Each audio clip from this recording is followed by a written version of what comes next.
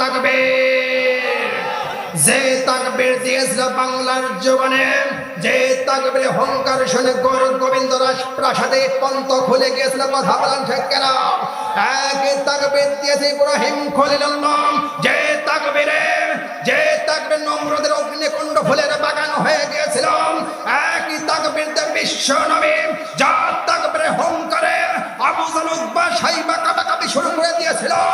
একই